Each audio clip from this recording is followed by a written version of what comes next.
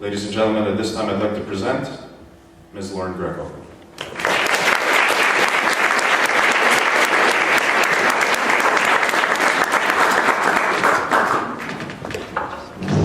Thank you, Mr. Bove.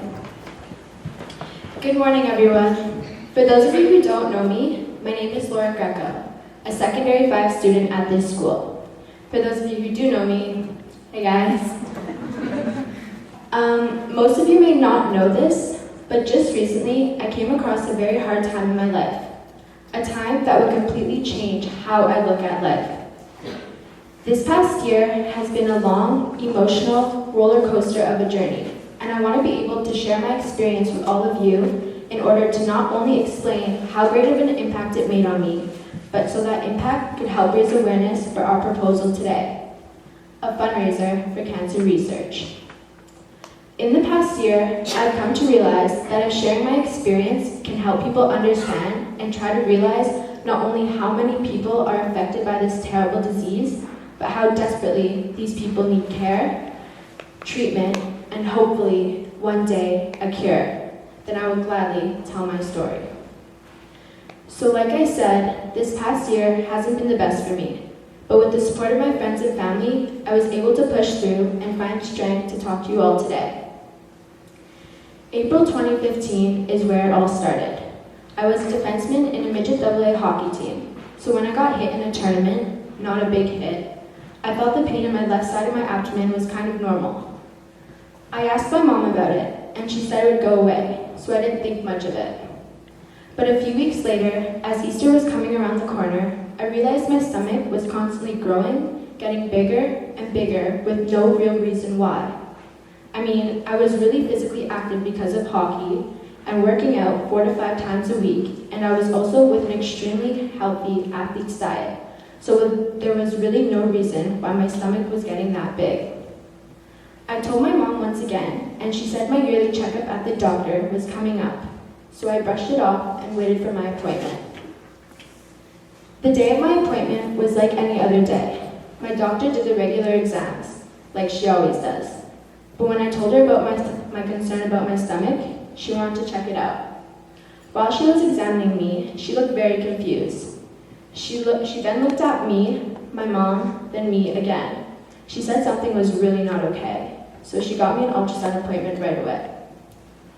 That day, my mom and I raced over to the hospital in Blainville to get the ultrasound. While I was in the waiting room, a waterfall of thoughts crashed over my head as I sat there, trying not to let fear and anxiety take over. What could it be? Is it serious? Will I be okay? They called my name next. It was my first time ever doing something like this, and it felt weird, aside from scary. The doctor put liquid all over my stomach and started moving a camera slowly around my stomach and abdomen. Then he immediately stopped, looked at me, and told me the news everybody dreads and no one wants to hear. I had a tumor the size of a potato on my left ovary. I like to think of myself as tough, but I couldn't help but cry.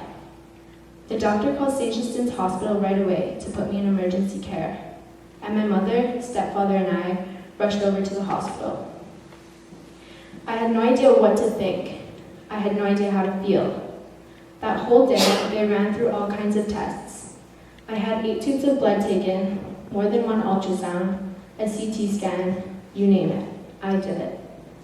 The doctors came to the conclusion that I would have to get a surgery in order to remove the tumor, and we'd get a biopsy on it to see what it was exactly.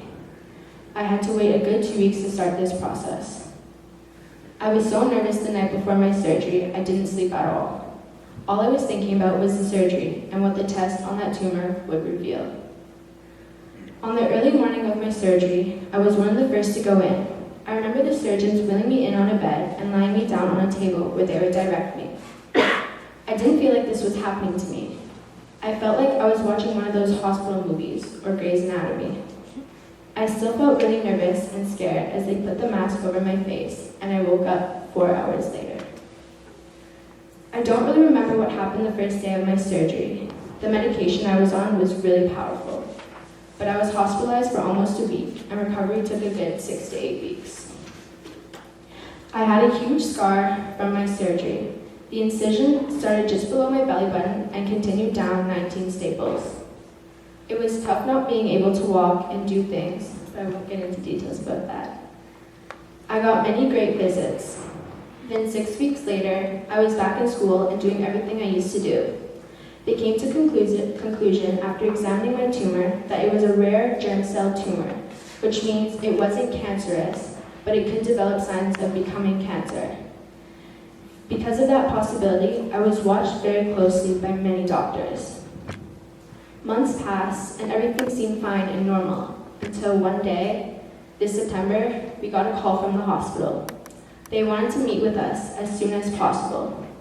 After they had done some recent tests, they realized there was something off in my blood and found 2 other tumors. This time, one on my right ovary and the other just behind my uterus. And just like that, when I thought everything was fine and was starting to put things back together, my world fell apart again. The doctors gave me even more bad news. I would have to go through the whole process once again. The surgery, the rehabilitation, everything. But I was determined. I told them to do everything they could, just so it could all be over with. I fought hard to get my life back, and I wanted it back more than ever. I would go through anything to do that. This time, the surgery was more than 6 hours. I found recovery tougher than the first time, but I pushed through. After several weeks, everything was steady. I was going in for weekly checkups, and everything seemed like it was getting back to normal. Until the night of October 27th, when my parents got a call from the hospital. They both sat me down to explain that I need to schedule an important appointment for the next day. We arrived at the hospital the next afternoon, but in a different section than usual, an area I would have never thought I'd be walking into. It was the cancer section. When I read the sign, I was overwhelmed with fear and anxiety. I kept asking my parents questions. They kept telling me everything was fine to put my mind at ease, but I couldn't. All I kept thinking about was cancer. While we were in the waiting room, I noticed nothing but the sick children surrounding me, but it wasn't the visible signs of their disease I noticed, nor was it their depressed, forlorn faces. It was their smiles. All I could see were the biggest, happiest smiles I have ever seen plastered right on their faces. At that moment, it occurred to me that it didn't occur to them that they were fighting a killer disease. Taking joy in every moment of their lives was their way of fighting, of showing cancer that it may kill them, but it will never beat them. These kids were the happiest kids I've ever met. I was awoken from my thoughts by my name being called, and I walked, with my parents, into a small room with 2 doctors. All my fear and anxiety was welling up again, and I was extremely nervous, a feeling I will never forget. The doctors told my parents and I straight up that the only solution to the illness I was fighting was to undergo chemotherapy. When I heard those words come out of his mouth, I wasn't able to register them immediately, because to me, going through something like that has always been my worst fear. And for my worst fear to actually come true was something I couldn't bear at that moment. After we walked out of that room, my parents were in tears. But I just stood there and didn't even respond. I had nothing to say. I felt nothing. Everything was numb. But I told my mom I wasn't going to feel sorry for myself, but rather to push through and make this horrible situation a good one. I didn't want this to stop me from living the life I was planning on living. The first person I told was Megan Savarin. She was emotional just as much as I was, but she really helped me a lot through everything. I eventually told the rest of my friends and family members, but it took a lot to get me to say the words, because the one thing I didn't want was people looking at me differently and treating me differently just because of what I was going through. It was an emotional time for a lot of people, especially my friends and family. In order to support me through chemo, which would take away all my hair, Alicia Griffin came up with the idea of shaving her head with me. I was surprised to learn that at least 8 other people I knew were willing to do this for me, which brought tears to my eyes, because I felt like I wasn't going to be alone in all of this. I was and am so thankful for the support system and the people in my life who stuck with me. Their support made all the difference. I was to begin my treatments on November 10th, the day that would change my life in a completely different way. I walked between those two huge doors to the oncology ward at St. Justin's Hospital, keeping my head up when I got in, and I sat in the same room they told me the terrible news. The doctors walked in, but were looking rather happy than usual. They sat me down and told me they ran through all my recent results and tests.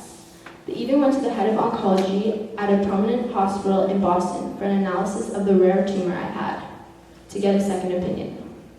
The conclusion they came to in my case was that I wouldn't need to be put through chemotherapy due to the fact I didn't necessarily have cancer.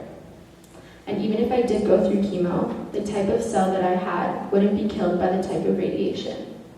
The diagnosis was supported by the markers in my blood, which were well within the normal range.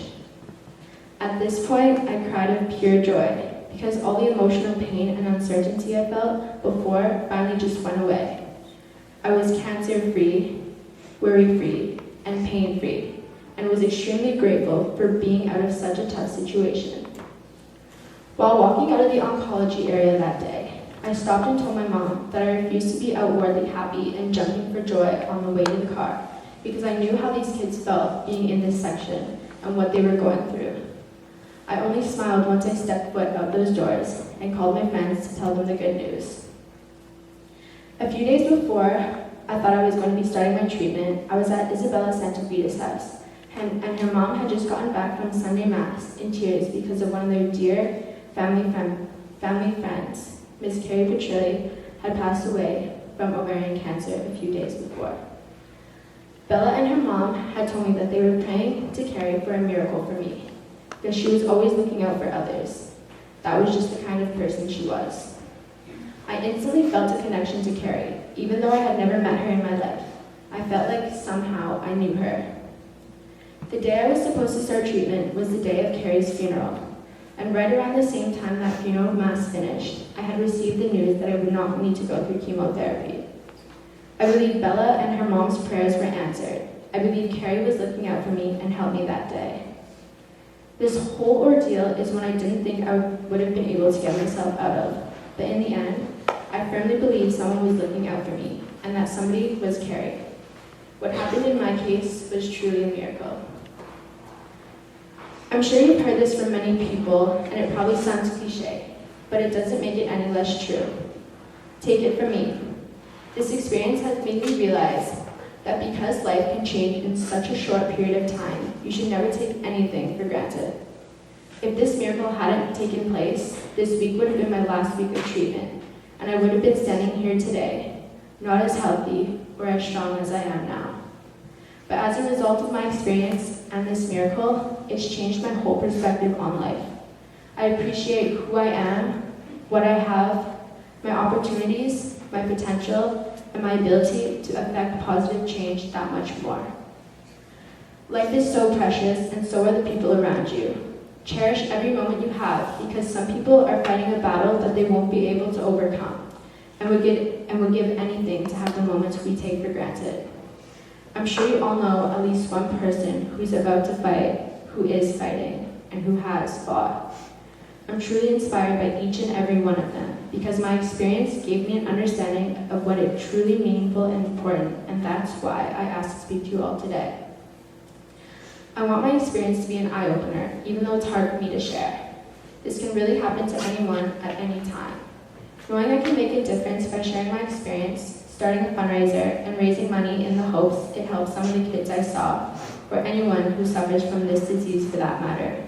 Though this terrible type of process makes it all that much more doable for me. I think we all have to go through a point of our lives where we experience pain, which isn't a bad thing, because it makes us grow as an individual. But there is one thing. Never give up and always stay positive, no matter what you go through or how hard your situation may be, because sometimes the darkest of situations can turn into one of the brightest. It's just the way you choose to view it and embrace it. Thank you for your patience. I just wanted to end with this quote I found by Harriet Gertrude Stowe, which I found very meaningful. When you get into a tight place and everything goes against you, till it seems as though you could not hang on a minute longer, never give up then, for that is just the place and time that the tide will turn. So if you could all help turn the tide, if you could see in your hearts to donate and help raise enough money for this cause, it's just one step closer in finding a cure that could help so many people around the world. Every donation counts. Thank you.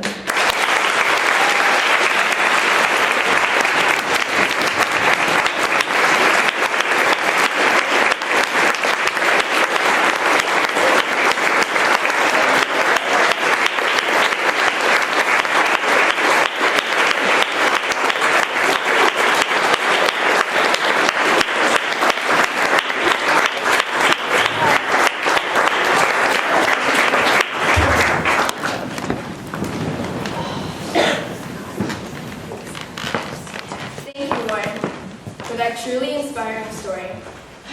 I'm sure I speak for everyone in this room when I say your courage and heart is beautiful and uplifting. At this moment, I'd like to introduce to you Angel, Lori, and Cindy Moreno, the daughters of Carrie Petrilli, who will say a few words about their mother and the kind of caring, loving, and watchful person she was.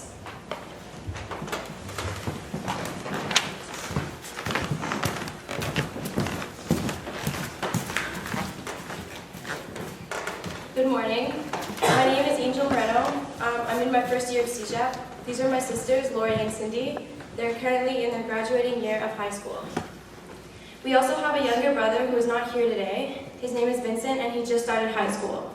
Today, we would like to share with you the story of our mother's recent battle with cancer. I'm sure everyone here has been affected by cancer in some way or another. Prior to my mom's initial diagnosis of ovarian cancer in 2012, we had also experienced loss in our family due to this disease. However, when our mother was diagnosed, it was an entirely different experience. No one ever anticipates that these sort of things might happen to them, but the reality is that it can and that it does. The thing is that cancer has no mercy. It doesn't care who you are, how many lives you've touched, or even how many lives you have left to touch.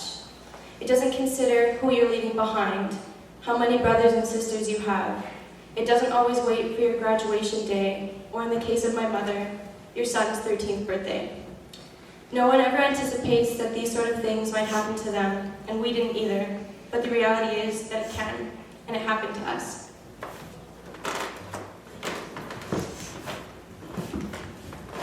Our mom was diagnosed with stage 3 ovarian cancer a week before Lori and I started the 8th grade. That year, she went through successful chemotherapy treatments. They were able to remove the tumor, and within a year, she was cancer-free. However, this period of relief only lasted a few months. The cancer came back, and it was terminal. See, that's another thing about cancer. It's relentless. This past year in particular was especially difficult for us because we all had to come to terms with the fact that my mom was just not going to get better. Steadily, different facets of our life were being pulled apart as we watched our mom's health deteriorate. One day, she couldn't drive Lori home from school anymore.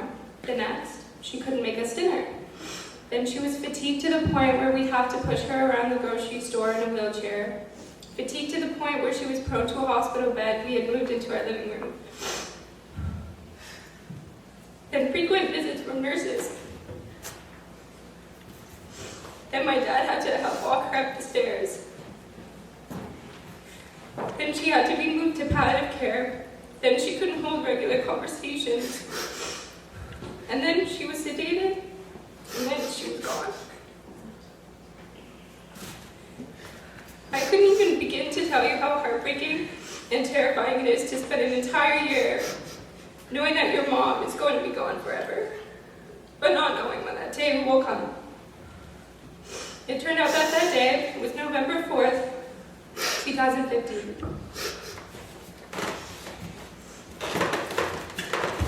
Undoubtedly, our mom was our best friend, and we miss her more and more every day. She had a bubbly personality and uplifted everyone wherever she went. As an example of this, my sisters and I remember being at chemo with my mom as she walked around the ward, talking to all the patients, putting smiles on their faces and providing company to those who had come alone and had nobody.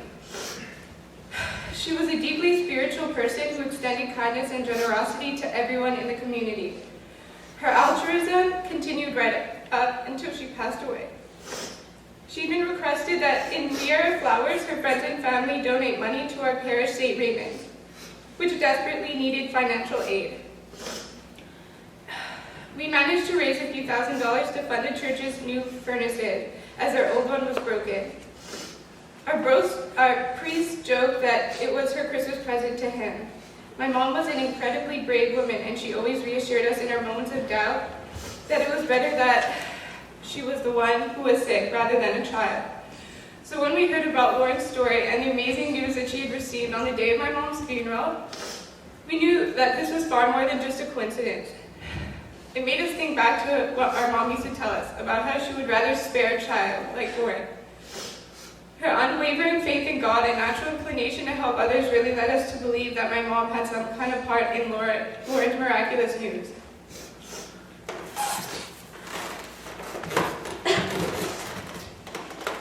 Our mother's battle with cancer and her passion for helping others has really inspired us to take an active role in helping spreading cancer awareness. When Bella told us about the fundraiser taking place at your school today, we were really eager to share our story in hopes of inspiring some of you here today. Gloria's Girls is a cause that is very close to our family's hearts because their donations go not only to ovarian cancer research and spreading awareness, but also to supporting families financially who are living with someone with ovarian cancer. The funds they gave us really helped my family to lighten the burden of all of my mom's medical bills, especially when my dad had to take a leave of absence off work to take care of my mother. The support they lent to my family truly comforted us, and it would mean so much to my mom and to my family if we could give back to them. Thank you.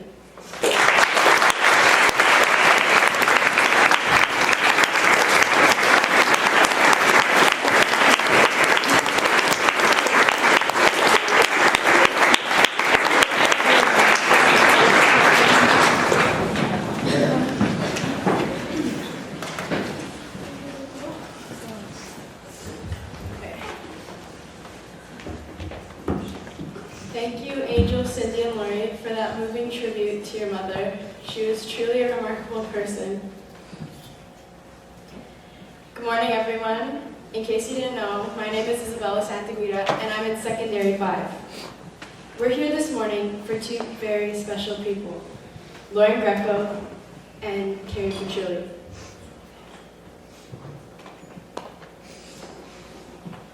People who have both had a huge impact on my life and the lives of so many other people due to their generosity and kind hearts.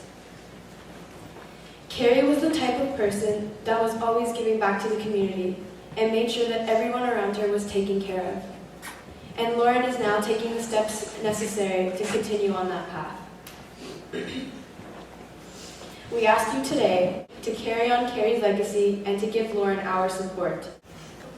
Half the proceeds we make throughout the course of this fundraiser will be given to St. Justin's Hospital Oncology Center for Cancer Research, since they went above and beyond to help Lauren through this difficult time in her life.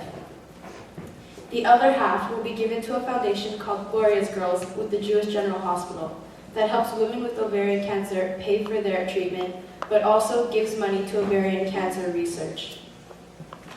This foundation did a lot for Carrie, and this is why the Petrilli and Moreno family decided to give half the proceeds of the fundraiser to her. Once again, we'd like to express our deep gratitude to everyone showing their support and respect for this great cause, especially to the Moreno family and Lauren, who took the time to share their stories with us this morning. On a personal note, this miracle has had a huge impact on my life, and I am incredibly honored to take part in this great cause. Also, I'm very excited for what's to come through this fundraiser. Thank you.